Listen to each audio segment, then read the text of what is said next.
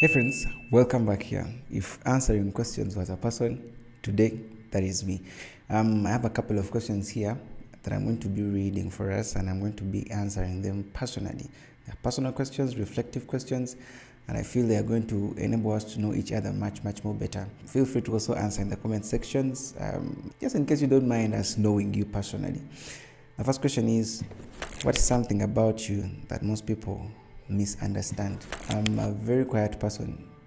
Even though you see me speaking here, I am a very quiet person in real life.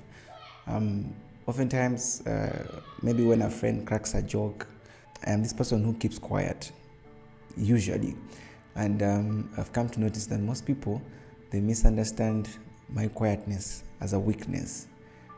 And yet, in actual sense, it's my strength. It's one of the strengths that I have. Yeah, so that is one of the things that actually most people misunderstand. What's a childhood memory that still influences who you are today? There's this one time, back in the day, we used to go and probably spend our holidays with our judges, grandmas and grandpas. So there's this one grandpa who had very many acres of pawpaw, and so you go and it's like, pick as much as you want. You are my grandchildren, pick. So I pick this pawpaw. Everyone picks their pawpaw. I pick this big pawpaw. When we get home, there's an interesting auntie or a funny auntie who was like, you picked them, so eat them. You have to eat it until you finish it. I tried as much as I could. I finished that pawpaw. But ever since that day, it left a certain bit of stigma in me up until this point that I do not eat raw pawpaw. You can blend it in juice and sort of kuzauza it, and then I take it. But eating it raw, I personally cannot eat it raw.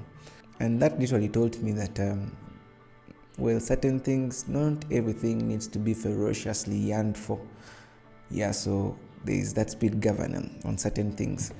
How do you define success for yourself? To me, success is actually being better today than I was yesterday. It's actually reading a particular page in a book than what I read yesterday. It's about serving more, whether it's at church or at work.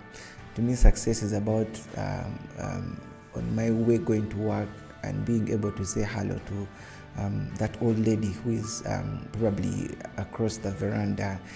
Success is actually being better today than I was yesterday. It's more of improving myself today than I was yesterday. What's a past relationship, whether it's romantic or otherwise, that changed you? I'm coming from a family of people who love mathematics. My dad is an engineer. My elder brother is an engineer. Even my elder brother is into computer science and information and all those things.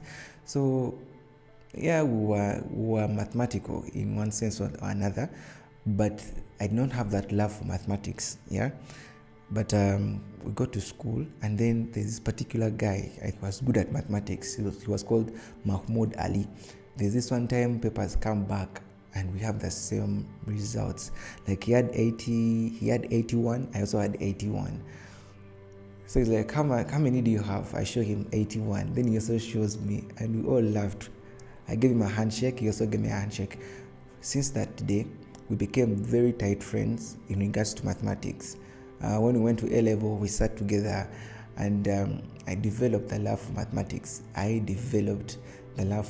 Even when I went to campus, I used to love mathematics. So that particular relationship with that guy actually made me fall in love with mathematics. And I guess that is one of the reasons why I am at the engineering job that I am doing right now. And then the second one, there's someone that I actually met in 2023. There's this particular team that I joined, and there's this particular person. As we have been talking up until this point, there are certain things that I came to the realization of that I'm quite certain, had I not probably engaged into this particular relationship, or had I not known this particular person, maybe I could not know a couple of things about myself, like the core things that make me Simon, like the inner things, the gifts, the inner talents that I probably did not know. I've been in position to get to know those particular things because I got to know this particular person. I'm not going to mention their name, but they know themselves. So thank you. If money wasn't a factor, what would you be doing with your life? Man. I used to love singing. I think I still do sing in low-key, but I used to love singing and dancing. Man, when I went to Form 1, I was taken to Crested. I think it was called Crested Secondary School or Crested High. I think had I stayed there, I would not be here. I would probably be a musician somewhere. Yeah, but if it wasn't for the money or something like that, I think I would be singing or I would be a dancer in one way or the other. Yeah, it's quite funny. What's a belief you once held strongly but later changed? It is this simple. Never make financial decisions based on your current emotions. Very important. What's an idea or topic you have been obsessed with lately? If you're book readers, then I think you've read the book called it's called The Outliers by a chap called Malcolm Gladwell.